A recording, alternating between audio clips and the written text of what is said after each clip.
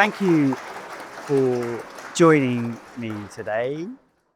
I really appreciate it. And I think we should say thank you too for the organizers for putting on what's already been a really good day.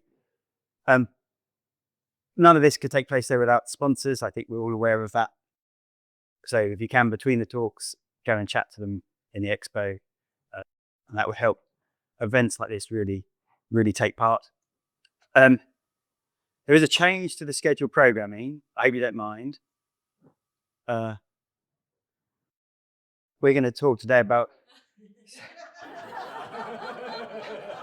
No, we're not really going to be doing that. We're going to be talking about building our first VS Code extension, or an extension for Code Builder, which is Salesforce's web version of VS Code. And you're going to go through it with me, which is exciting. This is me, for people who don't know me. I am, what does it say out there? What am I? I'm a mobile technical architect at Cadify, where we specialize in mobilizing Salesforce. So we have a no-code builder for building fully branded, fully offline mobile apps. I am also Salesforce MVP. That's my t-shirt up there. I'm one of the co-organizers of the London Developer Group. In fact, one of my co-leads, Ellie's also here, and she's speaking this afternoon on Lightning message channels. I've seen that before, and it's a really good talk, so I recommend you take that in. I'm also one of the organizers of a community conference called London's Calling, which is kind of like this, but it takes place in London, funnily enough. It's happening this year on June 6th, and it's going to be our 10th year this year, so it's going to be a big party. So if you enjoy today and you fancy coming to London, then I definitely recommend you sign up to that. I'm also the founder of a nonprofit called Shirtforce. We create t-shirts kind of like this. This is my Case Invaders t-shirt. They're generally, hopefully, funny t-shirts with a technical Salesforce spin, and all the money goes to a sponsorship program that enables people to attend events like this who might not be able to do so otherwise. And you can find me at these kind of places online. The agenda today, we're going to be talking about extensions. First of all, what they are, what they can do. I give some examples. We're then going to think about a use case for an extension. The idea being that this talk will go through an extension from concept right through to publishing, and obviously build in the middle. And that's what the base of the talk will be about, is this building the extension out. There's going to be demos, not live, but that's okay. You'll see why it's good in a minute. We're going to publish the extension. I'll go through some of the steps you can do to publish it, so it can appear in your, or people's, I should say, VS Code environments, and also within Code Builder, so people can install it and then use it, and hopefully we'll all be adding value to everyone's lives. There will be a Q&A, and there's also a special super duper QR code at the end. So you have to stay to that, because apparently you get points if you scan it. And what do points mean? Prizes. I can't be the only one that knows that. What do points mean? Thank you very much. This is good. Yeah, audience participation already. I said I'm not doing live demos because I'm not alone in building this out. I've also got my friend Todd here. Todd, are you there? He's got a good book with Salesforce. Hi, Toddy. Are you ready for this? Oh, he's got his Guinness. He's definitely ready, and he's wearing a nice t-shirt. What's that? Spaces are better than tabs. Does everyone agree with that? Oh, don't at him if you don't agree that spaces are better than tabs. Cheers, Todd. So he's going to be driving the demos for us today. Is it time for Guinness? Oh, we've got 5 minutes really until we're at, but that's okay. I'll let him off. Good job. Yeah, good job I didn't have like the first talk of the day, because it would have been that Todd, he's on it. Yeah. So extensions. Let's talk a bit about extensions and what they are. So this is Todd's VS Code environment, and over on the left-hand side, we can open up the extensions and see which ones Todd's got installed. He has this Salesforce extension pack, which is actually a bundle of extensions together, and extensions from Salesforce. There's ones for Apex. So this gives you, I guess, language-specific help. It can create, you can say, I want to have a new Apex class. I want to see where, autocorrect and linting. There's ones for Visualforce, ones for LWC in here. And of course, there's an Agentforce one. Have you got the Agentforce one installed, Todd? I think he probably has. Oh, he has. It's in. So there's all these extensions out there, but they're not just from Salesforce. What other extensions have you got, and which ones do you use, Todd? I know I use one called Git History. That's in there. As a Git history gives us not language specific things, but tooling to help us with our Git branches. It allows us to see visually our Git branches, enables us to have access to Git commands like commit and advance and checkout and stuff in a nice way. We also got Apex PMD. That's nice, isn't it? This is a handy one for the static code analysis. So extensions can help you in your, like with your coding. It can help you assist you as you're doing things.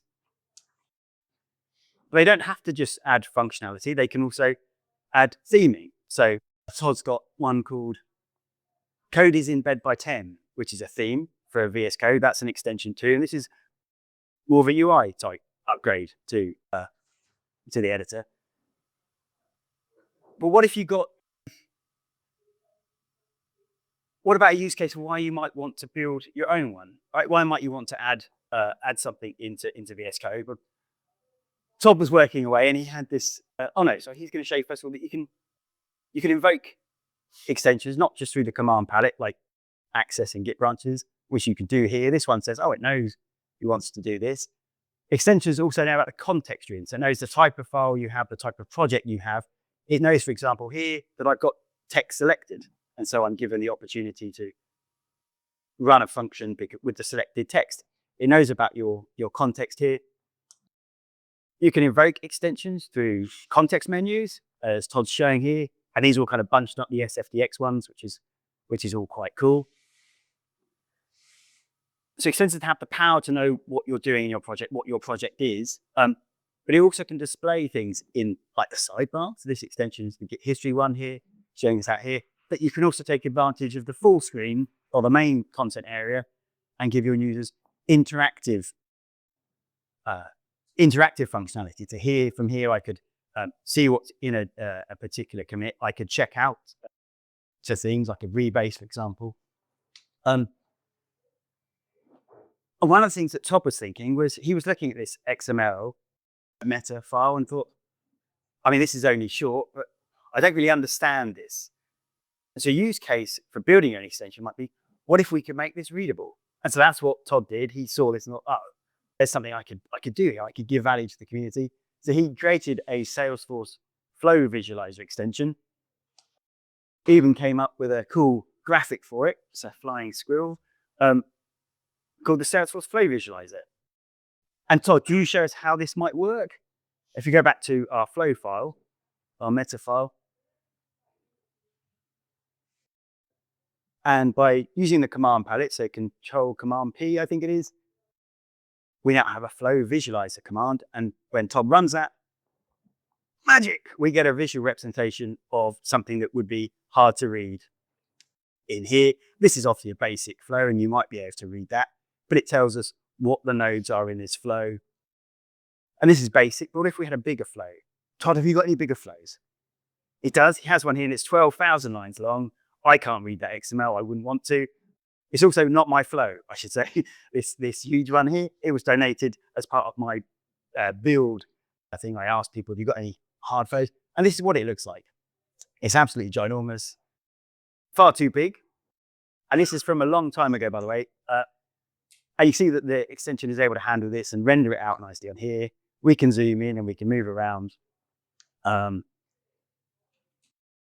so the case is Todd had this idea for an extension and thought, maybe if I build it, I can release it. And he has done, and people have used it. In fact, there's a chap in the corridor said, thanks so much for your flow extension, flow visualizer. And people have taken this extension on because it's open source. Like the hardest project by Nico, which is incredible. And Mitch Spano works for Google. They've just released like a flow diff visualizer, which is like incredible tooling for people who live in an editor. You don't want to have to go off to the platform to see these things, or you can't even see them on the platform at the moment. There's so much you can do with extensions. Have I covered all the things? Yeah, why create a... And so what are we going to build today in this talk? Well, hands up if you're familiar with this website. This is the Salesforce status site. And on here, you can put in or you can see if there's any incidents, currently happening. You can also plumb in your instance key for your particular org. And you can see, for example, up here, the release that you're on, the patch that you're on. And you can also see a history of any instance that might have taken place, any maintenance that's coming up. When are you going to be upgraded to Winter 25 in this case of this screenshot? When were you upgraded for Winter 25, actually? And the cool thing about this site is there's an API available. The even cooler thing is when this site goes down, the API generally stays up, which is nice. So last time there was a major Salesforce outage, this also went down. And people are like, oh, what's happening? And I was like, I can go just do a curl command to api.salesforce.com, and you can status.salesforce.com, and you can find out.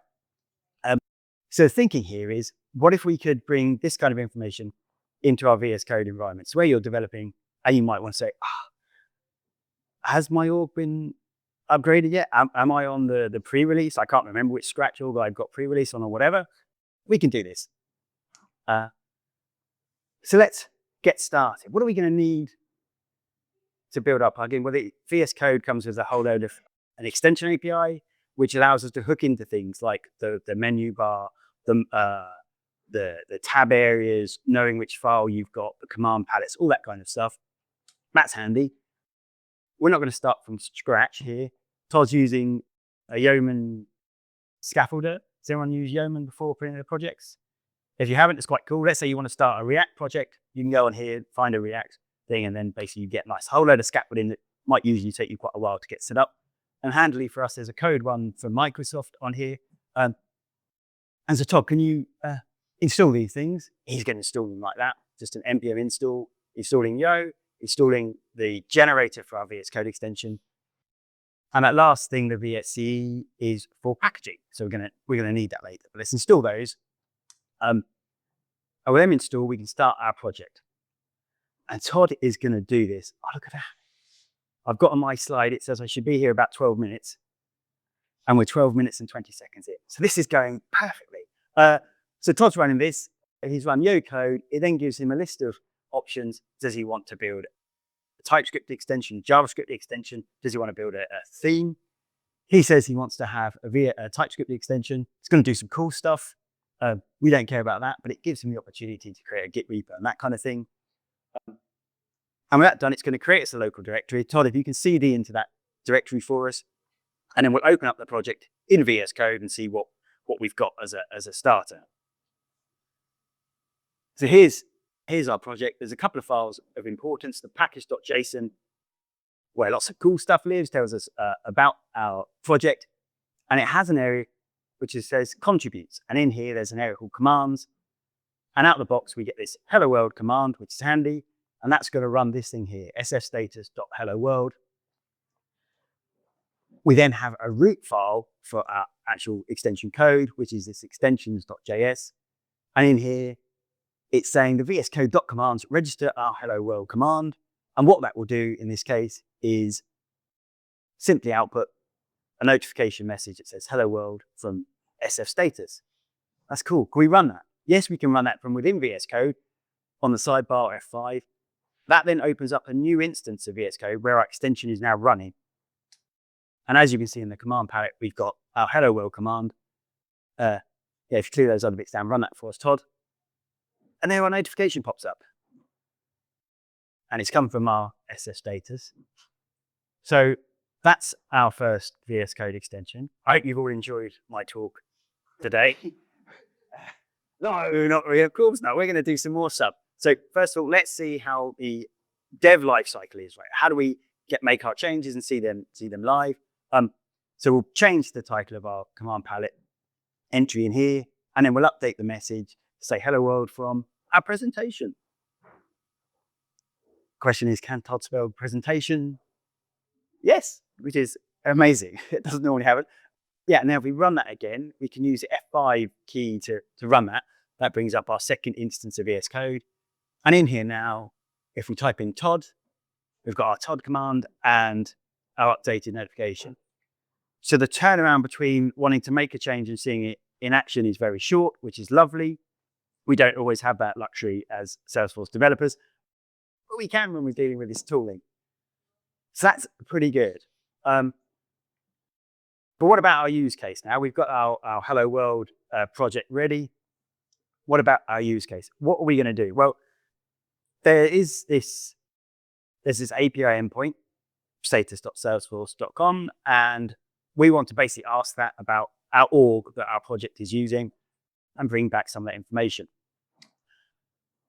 Let's start then by adding a command called get_org_status. This is in the package.json file, just there, and we're going to have a new command called get_status that will be in our extensions.js. And in that file, first of all, I think as a starter, what we'll do is we'll let the user input the instance key that they're interested in. We'll then go off to the website and get that back. So let's talk about getting the instance. So we've registered our new command in here, and what we're going to do is we're going to show an input box. This is through a VS Code API call, and then we're just going to do a console log of what the user's input. VS Code gives us this on line 16 window.show input box, and we're going to pass in there a title or placeholder, and then maybe a description of what's going to happen, and then return that result, and that will go into our console log. So Todd, let's run this now. He's got this in his code base, and if we go to the command palette and do our get_org_status, remember we added this command, that's in there now, and you get this prompt up here. Todd's just going to put in test, and what happened? We're actually back in our first instance of VS Code where we're building it. That's where the console logs are written to. And you can see it here, it says instance test. So that's brilliant. We've got a value from the user, and now we've console logged it up to our development environment. That's cool. So now we can take that instance key. If Todd hadn't have typed test, but he typed in something like, I don't know, give me an instance key. What's your favorite instance key? I don't know, SWE42, something like that. We would then send that through to, Todd's doing a function here called instance status. We're passing in that key. That's then going to call out to an API endpoint. We'll get the JSON back from that, which we'll look at in a minute. And then we're just going to, actually, let's just console log it as well to begin with to prove that flow out. So if Todd runs that now, he's got in here, here's his code, and he's going to get this instance key from the user. We're then going to do the API call out and then console log it. So if we can run that again, we'll see that in action. Again, press F5 to bring up this second window. It's going to type in get_org_status. We've got a placeholder of SWE98, which we coded in. So let's use that one. That's run off. And down in here in the debug console of our developing instance of VS Code, we've got this massive amount of JSON. This is cool. Go to the top first, Todd, if you could. And let's see what we got back. There's the console log line of our instance key. I've also logged out the API endpoint that was called. And then there's this massive JSON, but that includes our instance key, the location of our org, the type of environment, the release, the patch version, and then so much more really cool information in here. So this looks like it will be usable for us in our use case, which is displaying in the user's VS Code information about their org and their instance. So that's cool. We've got this JSON. It is all very good, but at the moment, we're just console logging it to a development environment. Let's not do that. Let's give it to the user. And we'll explore this idea of output channels. Who's run CLI commands from VS Code? Cool. And in there, you have an output channel that says Salesforce CLI, and then it tells you the output in there. We're going to utilize that to put the information we got back into the user's in front of the user's eyes. And we're going to do that through this output channel that's available with the tooling. And we're going to say, create an output channel called SF_org_status, which is cool. And then we can write to that with an append line. Cool. And in there, I was like, no again. But we're not going to do that. We're going to throw in the JSON that we got back from that API call. So let's run that in here now. So as well as doing a console log of the instance key we get from the user and a console log of the JSON response, we're now going to throw them through this output channel. I put it in a logger service. I don't know why. Probably just to clean up for the example. And that's what we're going to do. So Todd runs that again, types get_org_status. He typed this a lot during the presentation.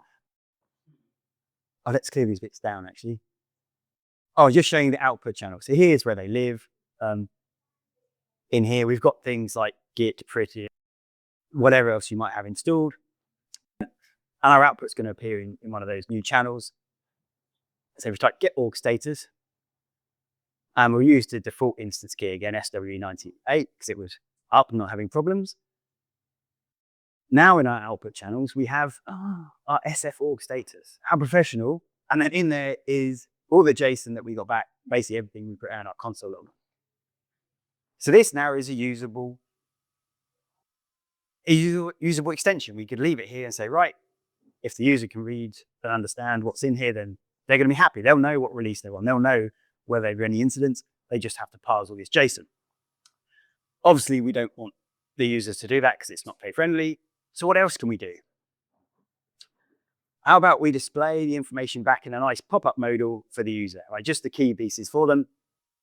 That could be done here. So we're going to create a modal. We're going to have the title of the modal being the instance key, and then the text of it will just be things like the status, the location, release, that kind of stuff. And we're going to bundle that into a nice string. In the specification here, we're saying we want it to be a modal. And then we show that with code like this. So we're saying just show information message, pass in the title, pass in our options.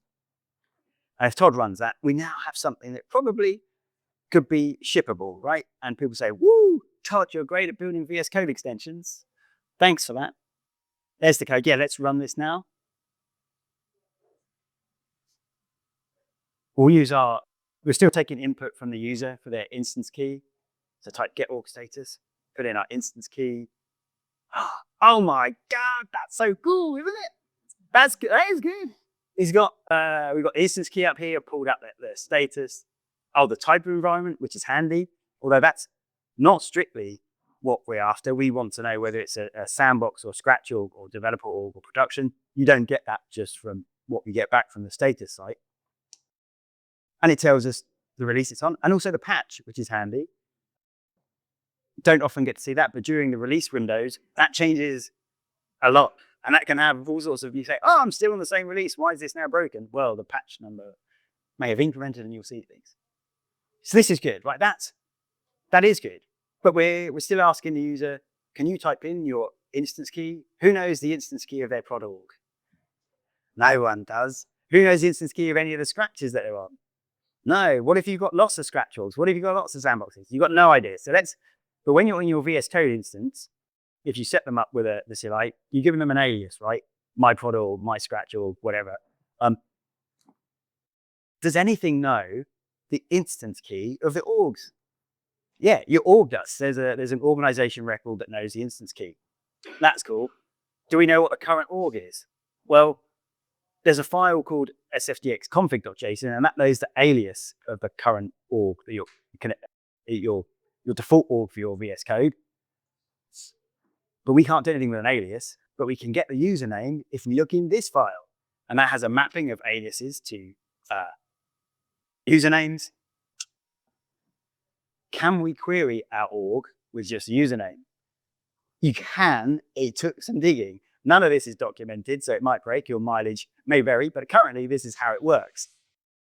What you can do, as I was trying to work out how to do this, I came across this Salesforce core bundle that you can install, and a lot of the other Salesforce extensions use this for parts. There's loads of modules, loads of libraries, and this is one of them. And in here there's an auth info and a connection object we can get back. And then what we can do with a combination of those things is basically get us a connection object, which is an authenticated connection to our org, just by using the username. And with that, we can do a query. And so here we're going to say, right, ask my default org, what's my instance? Is it a sandbox? That's useful because then with that value and the one you get from the status.salesforce site, you know whether it's a Scratch or a sandbox or production or dev. So the combination of those helps out there. And we're going to bring this back. We're going to have a variable called instance rec, which is where we're going to store our instance records that we get back from our environment. If Todd runs that now, I'll close these. Oh no, one of my orgs are going to expire. Quick, Todd, fix that.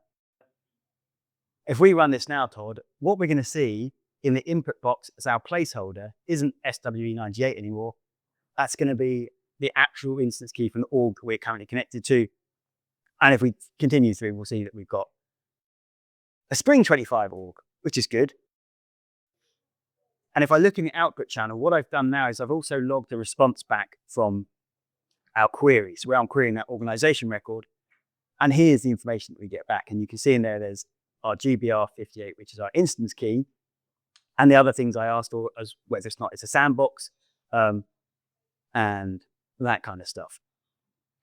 So now we're at a point that a user can just invoke our extension and then find out these details about their current org. I haven't put on a time on this slide, so I don't know if I'm ahead or behind now. Oh, the next slide has got one. I'm a minute behind. Right, okay. So how else might we be able to invoke our extension? Well, we saw earlier that there were the context menus. So let's see how we might code that up. In this case, it's a bit weird to right-click on a file and say, get my org status, but you never know. Why not? We'll demonstrate how it can be done.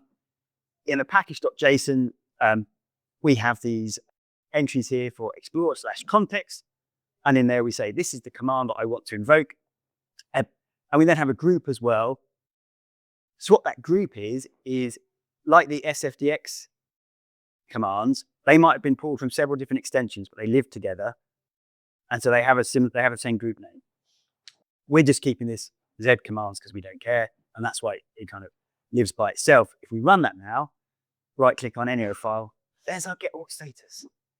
I mean, I always feel really professional when you see stuff like this and it's next to Git or SFDX. I'm like, oh, I'm grown up. Look at this. But that's cool. We run that and it does exactly the same thing. There's no other code apart from those entries in the package.json. It's just cool. But now we want to make it sexy. We want to add some real value. We want to make it look good, right? This is not Todd's normal style of doing things, but in this case, he's going to make it a bit more polished. How can we make it polished? Well, with what's available to us in the VS Code extension API is perhaps our lookup to all might be slow. I mean, that's never happened. But if it does, what if we gave a nice UI to explain to you that this was happening? What about if we, instead of using a modal, we gave a dedicated output panel for our information that was kind of could stay open whilst we might navigate to another file instead of being a modal? And if we're doing that, we can actually, in those output panels, like you remember the Git history, the Git one with all the bits on, we can use markup and CSS to give us like kind of, in fact, you could put a full SPA inside one of those tabs. So you can have a React app running inside it if you wanted to. The best practice documentation says, don't do that. I mean, I probably shouldn't have done what I did according to best practice, but I've gone this route anyway. And then we can make it interactive as well. So we might have output about all, but we can get on. So let's see how we might do this. Oh, this is the progress bar. There's a couple of implementations. Quite simply, I'm going to call with progress when I start my transaction. I'm going to tell it where I want the progress bar to be. I can give it a title and I can say whether it can be cancelled or not. And then there's a function that you call, and basically that's where you do whatever task it is that's going off. So whether it's doing a fetch from here, maybe you're uploading some files or whatever. And then when it's done, you resolve it and it's finished. And that gives you like a little notification like this. And I realize I have cut my GIF slightly badly. It doesn't quite roll down. Look, oh, see the little jigger? That's a bit slapdash. You get something like this. What if you had a plugin, an extension that was uploading, let's say uploading files to the org, static resources maybe. You can also give feedback to the user how far you are through a job. Through these increments, like I say, report to the user that I'm like 10% through and there's a message. Let's see this. And this would give you something like this. So it's more staggered output, which is good because user feedback is extremely important. But let's bundle this all together, right? So Todd's got these progress bars in now. We've also got a show more button on our modal. We're still using a modal, but we can have a show more. And that's going to then go and say, can you parse all my JSON, create markup document for me? That's what he's doing just here. Oh, if you click the show more, We're going to parse the JSON, create some nice markup, and we're then going to render that out to a panel, which hopefully should look a lot nicer than just a pop-up modal. Let's run this again, Todd. Yeah, we know one of my orgs is going to expire. We've been through that. Let's see what happens. So now we have a show more button on mode. Oh, there's a minor incident on core. Never mind. But this is what we can do now. We have a full page of output. I can style it so we know that there's an incident. It's quite obvious what's going on. We still have all the information, but I can now see past maintenance windows or upcoming maintenance windows or past incidents, in fact.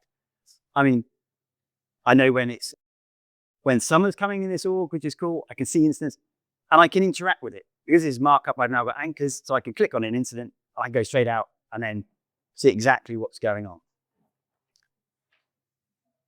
And is that now a usable plugin? I think it's a usable plugin. I hope so. Todd thought it was a usable plugin because he published it.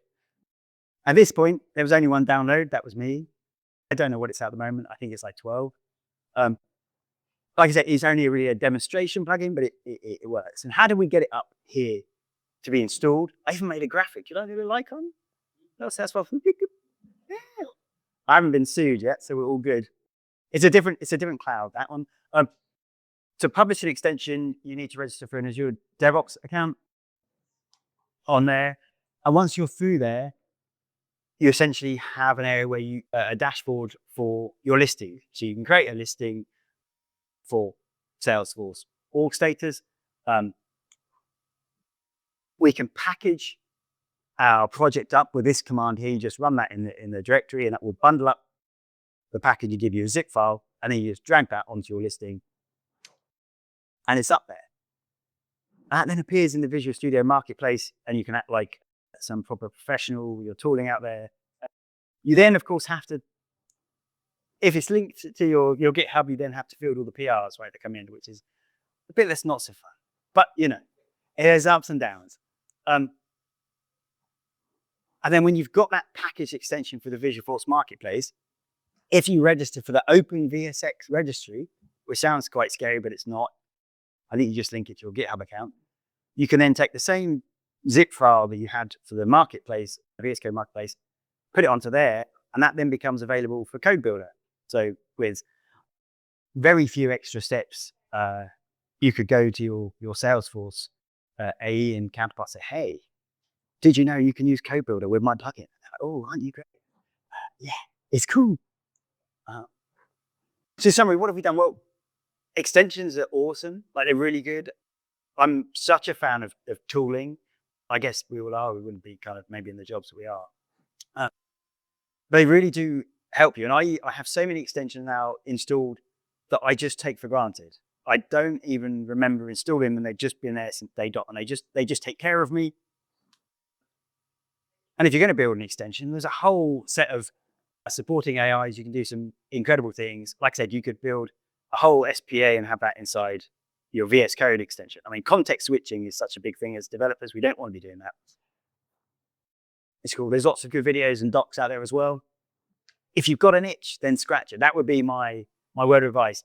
If you see something like, you're like, God, I can't read a Flow XML file. I want to know basically what it does. You could do that, right? That's absolutely possible. Now, resources. These slides can be found, I think, at that QR code. I think that's the right one. There's a link there to the docs, and this particular extension is there, and you can go and download it too. I have now a sneaky feeling that's a different presentation of that QR code. Maybe I should just put a YouTube Rickroll on there or something. Should have done that. I'll do that next time. As with all that said and done, I'd like to again say thank you to the organisers, sponsors, and for you for turning up here, but particularly these people for making this thing happen. Thank you. Oh, this is a QR code you need to scan for points. Or is this the Rickroll one? That would be good. Oh, God damn, I missed so many tricks here. I could have done it several times. Yeah, so get some points and earn some swag. And any questions, and thank you.